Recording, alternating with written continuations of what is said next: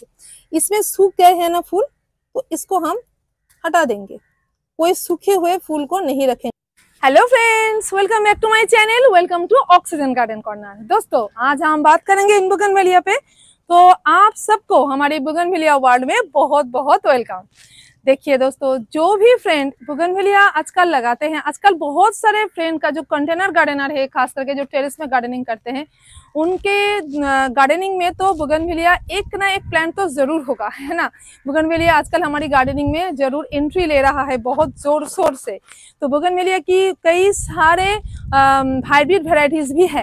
तो दोस्तों हमें बोगनवेलिया के लिए थोड़ी सी इस सीजन में कॉन्शियस रहना पड़ेगा, क्योंकि अपनी बोगनवेलिया प्लांट अपने सॉइल में ज्यादा मॉइस्चराइजर पसंद नहीं करते हैं, और साथ में एटमॉस्फेयर में भी बहुत ज्यादा मॉइस्चराइजर हो ये इसको बिल्कुल पसंद नहीं है।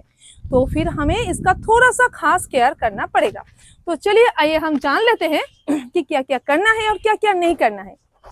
दोस्तों बिल्कुल घबराइएगा नहीं कि इतनी बुरी भी नहीं है दोस्तों ये सीजन, ये बारिश का सीजन इसके लिए अच्छे हैं, पर कुछ कुछ अगर हम एहतियात बरते तो अपने लिए बेस्ट है, क्योंकि आजकल जो हाइब्रिड वैरायटीज होते हैं ना, उनकी रूट थोड़ी सी सेंसिटिव होते हैं दोस्तों। ये जो बरसात का पानी अगर कंटिन्यूअसली इसके सॉइल में आए ना, तो उनके लिए थोड़ी सी प्रॉब्लम होगी। पर अगर आप नए गार्डनर हो और अगर आप सिर्फ देसी वैरायटीज कर रहे हो तो आपके लिए इतनी मुश्किल भी नहीं है। पर अगर आप थोड़ी सी ज़्यादा पसंद करते हो बोगनवेलिया को, तो फिर आपके लिए ये वीडियो ज़रूर हेल्पफुल होगी। ओके, तो चलिए सबको जान लेते हैं, जो नए गार्डनर है उनके लिए भी, जो कुछ डिफरेंट वैरायटीज के बोगनवेलिया पसंद करते हैं उनके लिए भी ये वीडियो बहुत हेल्पफुल होगी। चलिए शुरू करते हैं अपने डिस्कशन को। दोस्तों पहली बात होगी वाटरिंग की। तो जैसे कि बरसात का सीजन है, हर वक्त बारिश कभी कभी स्टार्ट हो जाता है, और साथ में वेदर में भी मॉइस्चराइजर है, तो पानी हमें थोड़ा सा संभाल के देना होगा। यही पहली हमें जो खास ध्यान देना है ये बात, कि हम गर्मियों में जैसे हर रोज पानी दे रहे थे, देना पड़ रहा था, कभी कभी तो 2 बार भी पानी देना पड़ रहा था, तो इस सीजन में हम वो नहीं करेंगे। तो हम क्या करेंगे दोस्तों, हम करेंगे सॉइल की चेकिंग। जैसे मैं कहती रहती हूँ कि इस प्लांट को सॉइल ज्यादा पसंद नहीं, तो हर बार वाटरिंग के वक्त आपको सॉइल चेकिंग करनी है। कैसे करनी है ये देख लीजिए। आप सॉइल को उठाइए हाथों में, देखिए तो मॉइस्चराइजर है क्या, देखिए सॉइल में मॉइस्चराइजर है, तो हम इस सॉइल में नहीं डालेंगे। बहुत सूखा होगा तो ही डालेंगे, पर मेरी प्लांट में ऐसे सूखा अभी कोई भी प्लांट अभी नजर नहीं आ रही है। सब में तो दोस्तों मॉइस्चराइजर अभी है, क्योंकि बारिश ऑलरेडी हो चुका है। अभी दोस्तों वाटरिंग पे जो फ्रेंड कुछ नए वैरायटीज लिए है, यानी कि जो बोगनवेलिया की देसी वैरायटीज को छोड़ के साथ में कुछ नए हाइब्रिड वैरायटीज लाए हैं, उनके लिए वाटरिंग टिप्स है। देखिए वो क्या करेंगे, जब बारिश होगी तब छोटे प्लांट अगर है तो आपको तो शेल्टर देना ही है, मस्ट देना है। और अगर आपका प्लांट में थोड़ा सा बड़ा हो गया है, फिर भी अगर पूरी दिन भर बारिश हो रही है और प्लांट की रूट थोड़ी सी सेंसिटिव वैरायटी वाला है, तो आपको भी दोस्तों जरूर उसको शेड देना जरूरी होता है। आपके गार्डन में कोई अगर शेल्टर है तो उसको जरूर शेल्टर में दीजिए, ये बात का ध्यान रखें। और ओन रूटेड प्लांट के साथ थोड़ा सा प्रॉब्लम आता है जो हाइब्रिड वैरायटीज के है, जो सेंसिटिव वैरायटीज के। हाइब्रिड वैरायटी सेंसिटिव नहीं होती है दोस्तों। मैंने सेंसिटिव वैरायटीज कौन सी है उस पर भी मैंने ऑलरेडी अपने गार्डन टूर दे दिया है, और उस पर अब जाके देखना कि कौन सी सेंसिटिव है। अगर आप कहोगे तो मैं मेरे गार्डन में जितने हैं उनमें से जो सेंसिटिव है उनको लेकर एक अलग सी वीडियो भी मैं तैयार करूंगी। अगर कोई इसमें इंटरेस्टेड है तो जरूर कमेंट करना। ओके, और अगर आपके पास ऐसी सुविधा नहीं है तो उनके लिए क्या करना है, वो क्या नहीं करेंगे, जरूर करेंगे प्लांट। तो उनके लिए ये टिप्स है कि अपने पॉटिंग मीडिया की चेकिंग कीजिए। पॉटिंग मीडिया सही है ना, पॉटिंग मीडिया अगर सही नहीं है तो तुरंत उसको बदलिए भाई। अगर आपका प्लांट में से सॉइल में से जल्दी से पानी नहीं सोखता है, नहीं ड्राई होता है, तो ऑयल ड्रेन नहीं है, तो फिर इमीडिएटली आप पॉटिंग मीडिया को चेंज करो। तो अभी आती है दोस्तों रिपोर्टिंग की बात। जैसे हम पॉटिंग मीडिया को चेंज करेंगे तो हमें सोचना होगा हमारी रिपोर्टिंग की बात। चलिए अभी रिपोर्टिंग पे थोड़ी सी बात हो जाती है कि इस टाइम क्या इस सीजन में हम रिपोर्टिंग कर सकते हैं अपने प्लांट की। चलिए तो दोस्तों रिपोर्टिंग के लिए इस सीजन में हम कहेंगे करने की जरूरत नहीं है, ना करें तो ही बेहतर। पर कुछ हालात में कर सकते हैं, स्पेशली कुछ हालात में। जैसे मैंने पहले ही आपको कहा है, पॉटिंग मीडिया अगर आपकी ठीक नहीं है तो आप रिपोर्टिंग कर सकते हैं, करना है, कर सकते हैं नहीं, करना जरूरी है, कर दीजिए। सेकेंड पॉइंट है दोस्तों, अगर आपकी रूट बाउंड हो गई है तो प्लांट को ग्रोथ लेने के लिए जगह भी नहीं मिल रहा है, तो जरूर रिपोर्टिंग कीजिए। जैसे मेरे इस प्लांट को देखिए, सारे प्लांट में पानी ऐसे पड़ा है, एक साथ ही बारिश हो रहा है, बारिश की पानी तो ये ले रहा है, तो फिर भी इसके लिए थोड़ी सी पानी की कमी हो रही है। देखिए पत्ते देखिए, तो आपको समझ में आ जाएगा कि आपके प्लांट में पानी की कमी हो रही है। सेम हालत में भी पानी की कमी हो रही है। देखिए सब में बारिश की पानी तो किसी को कम ज्यादा नहीं हो सकता है, हर हालत में उसको गिरता है उसके ऊपर। देखिए इसमें भी पानी की कमी है, देख रहे हो आप। तो इस प्लांट को रिपोर्टिंग की जरूरत है, तो आप जरूर रिपोर्टिंग कीजिए। पर हाँ, रिपोर्टिंग करते वक्त आपको कुछ सावधानियां बरतनी होगी, वही बता देती हूँ मैं।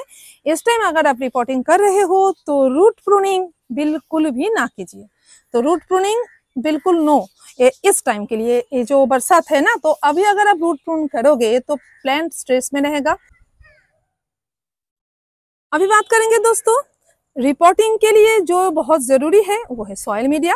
तो सॉइल मीडिया में बात करते हैं। देखिए ये जो सीजन है ये अपने फंगल इन्फेक्शन के लिए बिल्कुल एक हॉट स्पॉट वाला सीजन है।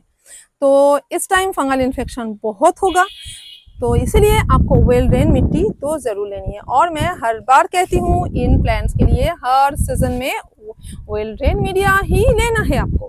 तो फिर इस टाइम के लिए खास आपको वेल ड्रेन मीडिया लेनी ही है, क्योंकि नया प्लांट नए सॉइल मीडिया में ग्रो करेगा, और अगर उसमें कुछ भी चिपकापन हुआ यानी कि वेल ड्रेन नहीं हुआ तो आपका प्लांट तो गया भाई। एक तो स्ट्रेस में रिपोर्टिंग हो रहा है, उसके साथ अगर सॉइल सही से नहीं मिला, पानी जम गया उसकी सॉइल में, तो वो प्लांट सरवाइव नहीं कर पाएगा। तो जरूर पॉटिंग मीडिया को वेल ड्रेन बनाइए। चाहे तो इसके लिए आप सिंडर लीजिए, ग्रेवल लीजिए, इस टाइप के लीजिए। और अगर आपका सॉइल कुछ क्ले सॉइल है तो आपको उसमें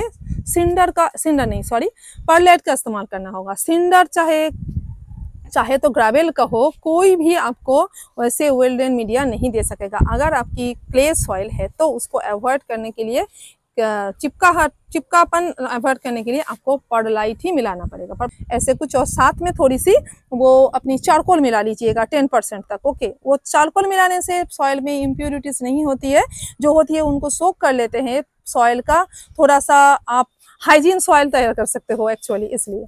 और साथ में इस टाइम आप जरूर नीम केक मिला लीजिएगा। ट्राइकोडर्मा भी मिला सकते हैं भाई इस टाइम। ट्राइकोडर्मा, ये इतनी मॉइस्चराइजर वाली सीजन है तो ट्राइकोडर्मा बहुत जल्दी वो अपने आप को बहुत ज्यादा फैला लेगा अपने सॉइल में। अभी आते हैं और एक जरूरी काम, आप सब पॉट की ड्रेनेज होल की चेकिंग कीजिए। पहले ही चेकिंग करके रखिए। जब पानी डाल रहे हैं हम रेगुलरली पॉट में, अगर आपके एरिया में मानसून नहीं आई है, तो अगर आ गई है तो आपको पता चल ही रहा है। बहुत ज्यादा बारिश जब होती है, बारिश खत्म होने के बाद तुरंत आप चले आइए आपके छत पे, तो फिर ये क्या होगा आपका जल्दी ही आप देख पाओगे कि कौन सी पॉट में कितनी जल्दी पानी ड्रेन आउट हुआ है। अगर देखोगे कि पानी जल्दी ड्रेन आउट नहीं हो रहा है तो तुरंत आप उसकी ड्रेनेज होल को चेक करो भाई। कैसे करना है, थोड़ा सा पॉट को ऐसे पीछे की तरफ हिलाइए, फिर नीचे के ड्रेनेज होल को चेक कीजिए। कोई स्टिक ले लीजिए और उसको थोड़ा सा प्रेस देके वो पानी को तुरंत निकलवाइए। तो ड्रेनेज होल की चेकिंग बहुत जरूरी है इस टाइम।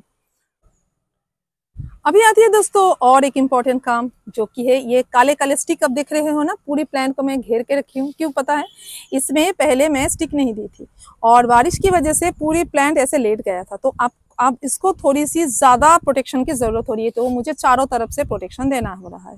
तो आप सब बारिश के लिए पहले से ही सपोर्टिंग स्टिक का इंतजाम करके रखे, इस तरीके की। जैसी आपकी प्लांट है उसके हिसाब से उसको खींच के ऐसे सीधा करके रखिए, नहीं तो पूरा प्लांट आपका टेढ़ा हो जाएगा। अभी और एक बात दोस्तों, प्लांट को इस टाइम थोड़ा सा स्पेस दे के रखिए। एक के बाद एक प्लांट जब रखेंगे थोड़ा सा स्पेस होना चाहिए, ताकि उसकी फोलिएज को थोड़ी सी हवा मिले। पूरी हवादार जगह में रखिए, क्योंकि दोस्तों आपको याद रखना है कि इस टाइम फंगल इन्फेक्शन की टाइम होती है। बहुत ज्यादा हवा अगर नहीं चलेगी, हवा स्पेस अगर नहीं होगी उसमें, बहुत ज्यादा अगर बारिश गिरेगी तो क्या होगा, वो पानी उसके अंदर फंसा रहेगा और मॉइस्चराइजर और ये जो उमस भरी गर्मी होती है ना, यही होती है फंगल अटैक के लिए परफेक्ट। गर्मी होती है ना, यही होती है फंगल अटैक के लिए परफेक्ट। फंगस ऐसे वेदर में पनपते हैं दोस्तों। अभी बात आती है दोस्तों प्रूनिंग पे। बहुत इंपॉर्टेंट बात है कि क्या इस टाइम हम प्रूनिंग कर सकते हैं। तो मैं कहूंगी इस टाइम आप बिल्कुल हार्ड प्रूनिंग नहीं कर सकते हैं। हाँ, कर सकते हैं सॉफ्ट प्रूनिंग। कैसे सॉफ्ट प्रूनिंग, चलिए दिखा देते हैं हम भाई। कोई प्लांट को देखो, ये देखो, ये वाले प्लांट देखिए, इसमें सूख गए हैं ना फूल, तो इसको हम हटा देंगे। कोई सूखे हुए फूल को नहीं रखेंगे, ये बात और बहुत ही ध्यान में देना आप लोग। प्लांट में कोई भी सूखे हुए फूल, सूखे हुए पत्ते, सूखे हुए ब्रांचेस को ना रखने की कोशिश करें। आप ध्यान दें कि इसमें ना हो। ओके, ये देखिए, इन सबको हम हटा देंगे। तो क्या होगा अगर ये रहेगा ना, तो अगेन इसमें फंगल इशू की बात है। देखिए जो भी सूखे हुए हैं, देखिए मैं अच्छी तरह से सबको दिखाती हूँ, इन सबको हटा दीजिए, बस इतना ही। तो इससे ज्यादा प्रूनिंग नहीं होगी। क्यों नहीं होगी? क्योंकि इस टाइम ना कट्स नहीं सूखते हैं, हील नहीं होते हैं। कोई अगर आपका घाव है, कटेंगे तो घाव होगा ना, तो घाव को सूखना चाहिए। अगर बिना सूखे घाव को हम रखेंगे तो, और इसमें बारिश गिरेगा, ये घर के अंदर नहीं रहेंगे भाई, बाहर रहेगा, तो इसमें इन्फेक्शन आने की बहुत डर है। तो इस टाइम बिल्कुल भी प्रूनिंग ना करें दोस्तों, कोशिश करें प्रूनिंग ना करने की। हार्ड प्रूनिंग तो बिल्कुल भी ना करें। एक तो स्ट्रेस में है प्लांट कि बहुत ज्यादा पानी हो रहा है, और उसके साथ अगर हम उसको और भी स्ट्रेस दे देंगे ना, तो वो प्लांट तो आपका गया। तो हार्ड प्रूनिंग बिल्कुल भी मत कीजिए, ना ही देसी वैरायटी में कीजिए, ना ही आपकी वो जो हाइब्रिड में तो कीजिएगा ही नहीं, बिल्कुल भी नहीं कीजिएगा। क्योंकि हाइब्रिड के लिए इस टाइम बिल्कुल भी अच्छा नहीं है प्रूनिंग करना।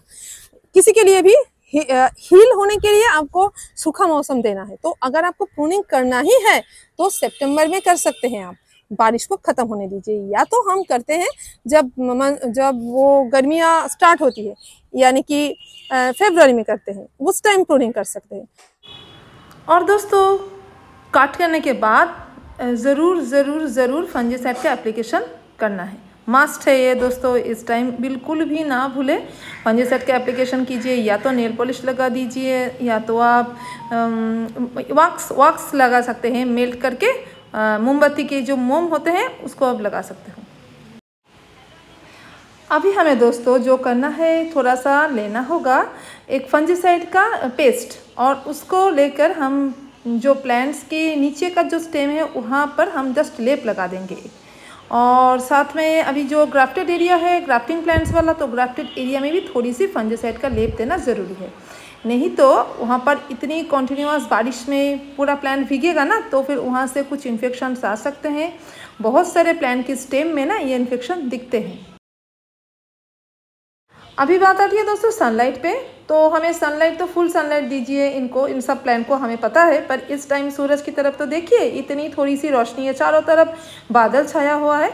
तो हम क्या करेंगे, जितनी देर के लिए हमें डायरेक्ट सनलाइट मिल रहा है उसकी फ़ायदा लेंगे। यानी कि जब सनलाइट आए, धूप आए, बस तुरंत आप अपने प्लांट को सनलाइट में रखें। अगर साइड में है जहाँ पर सनलाइट नहीं मिल रहा है, ऐसे पोजीशन पे है, तो उसको खींच के सामने लाइए भाई, कि ताकि उसको सनलाइट मिल सके। दोस्तों अभी मोस्ट इम्पॉर्टेंट फर्टिलाइज़र। तो इस टाइम फर्टिलाइज़र बिल्कुल भी ज़रूरत नहीं है, क्योंकि मानसून है, मानसून का पानी ही इसके लिए फर्टिलाइज़र का काम करेगा। और साथ में अगर आप इस टाइम सॉइल में कोई फर्टिलाइज़र दोगे तो वो तो फ्लैश आउट होकर बाहर निकल जाएगा। और साथ में ये कह देती हूँ कि जो फर्टिलाइज़र, जिसकी दिल बिल्कुल भी नहीं मान रहा है फर्टिलाइज़र, तो उनको थोड़ी सी देनी है, तो फिर वो ऑर्गेनिक बिल्कुल ना दे। ये बार मैं कह रही हूँ, no organic food during the monsoon season. बस आप सिर्फ पत्तों में स्प्रे कर दीजिए भाई, फोलियर एप्लीकेशन हो सकती है अपने प्लांट पे। इस टाइम आप कोई केमिकल फीडिंग कर दीजिए, जो फोलिएज में करेंगे, सॉइल में डालने की कोई ज़रूरत नहीं है। तो फोलियर एप्लीकेशन के लिए आपका जो बैलेंस एनपीके है, आप इस टाइम बस ग्रोथ के लिए सोचिए। आप उसमें 19-19-19 बैलेंस एनपीके का फीडिंग कीजिए हर 15 दिन में एक बार फोलियर में, और साथ में महीने में एक बार सीवीड का लिक्विड एक्सट्रैक्ट और माइक्रोन्यूट्रिएंट उसको दे दीजिए पत्तों में, सब पत्तों में। और सॉइल में अगर आपको देना है, कोई ड्राई दिन देखिए जहाँ पर आप बारिश नहीं होगा, आपको लग रहा है बिल्कुल सूखा वाला दिन है, तो उस दिन आप महीने में एक बार चूज़ कीजिए ऐसे कोई सूखा दिन, और फिर ह्यूमिक एसिड का एप्लीकेशन कर दीजिए मिट्टी में। और कुछ भी ज़रूरत नहीं है। हाँ, सॉइल में बस आप दे सकते हो वो अपना नीम केक बस आप दे के रख सकते हो, और कुछ नहीं। अभी बात आती है दोस्तों पेस्टिसाइड फंजीसाइड की। हाँ, इस टाइम फंगस के अटैक बहुत होंगे, हमने पहले ही आपको कह दिया है। तो हर 15 दिन में एक बार फंजीसाइड का एप्लीकेशन बहुत ज़रूरी है। और ऑर्गेनिकली अगर आप करना चाहते हो, यानी कि गुड फंगस का इस्तेमाल, यानी कि ट्राइकोडर्मा का इस्तेमाल, ये भी आप कर सकते हैं। पर अगर आप ट्राइकोडर्मा का इस्तेमाल करेंगे तो फंजीसाइड नहीं दे सकेंगे, ठीक है।